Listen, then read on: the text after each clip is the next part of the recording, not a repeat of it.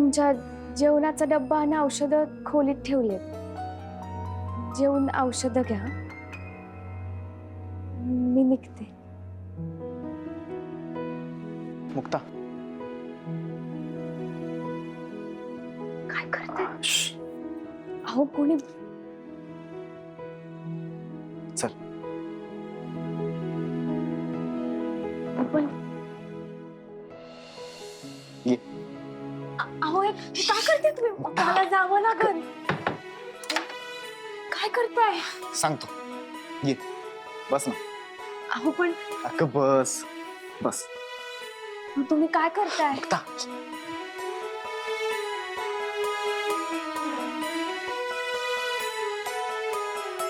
मला माहितीये तू पण काही खाल्लं नसतं नाही.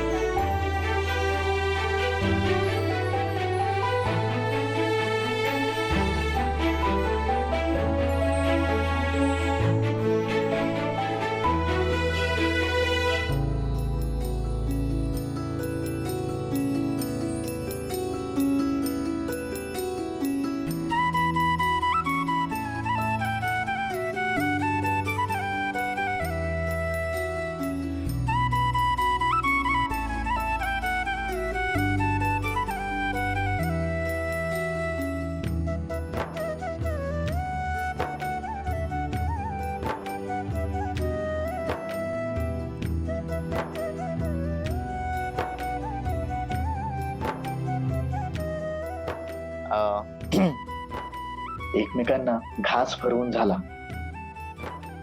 आता नाव घे ना. काय? नवऱ्याचं नाव. त्याशिवाय सोडणार नाही मी तुला. अहो पण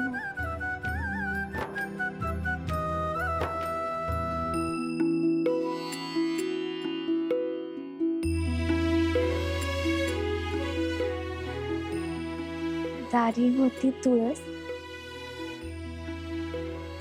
तिला घातलं होतं पाणी, देवी आली मनी, झाले सारंगधावांची राणी.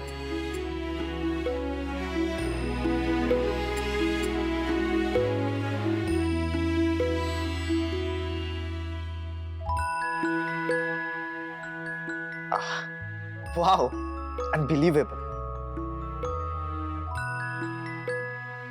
सारंगरावांची राणी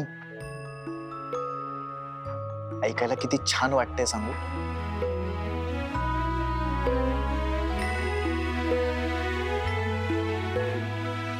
तुम्ही पण या ना. मी घेतो. मी पाठच करून आलोय.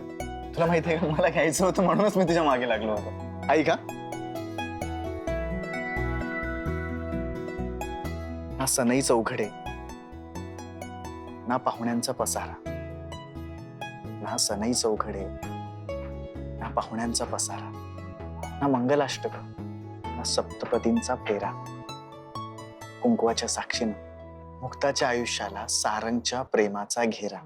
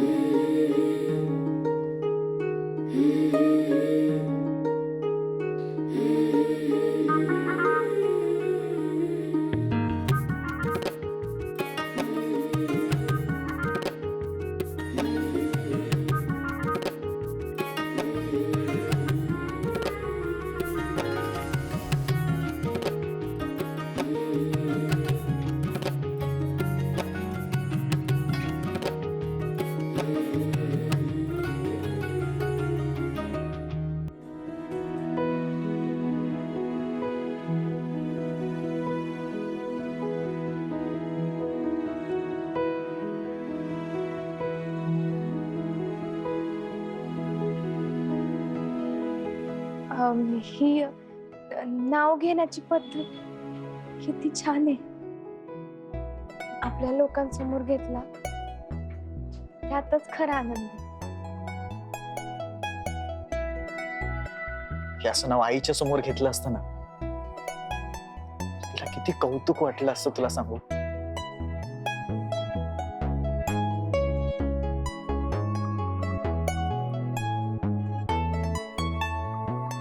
ती माझा फोन सुद्धा उचलत नाही.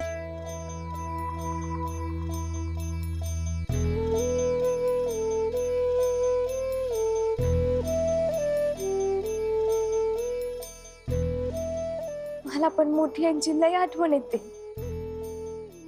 ज्यांना मी घरात आल्याचा एवढा आनंद झाला. माझ्या मोठी आई, आजी यांच्याशी भेटून बोलता सुद्धा येईना. हे मुक्त आपण आजीशी बोलू शकतो. कसं? गायत्री, एक मिनिट.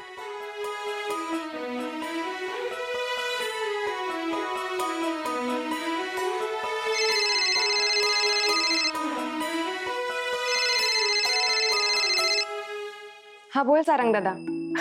हा गायत्री, अगं तुझ्याकडे एक काम आहे. अरे लग्नाच्या पहिल्या रात्री काय काम करत बसलायस? हा का, आमच्या नशिबात पहिली रात्र वगैरे काही नाही.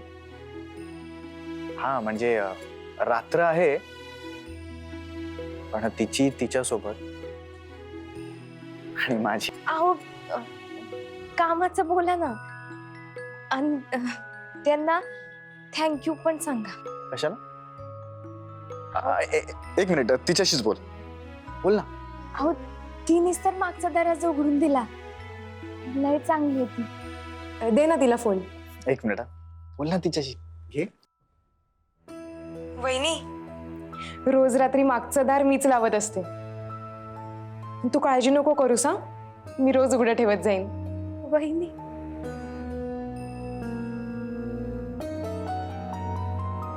लय बरं वाटले ऐकून.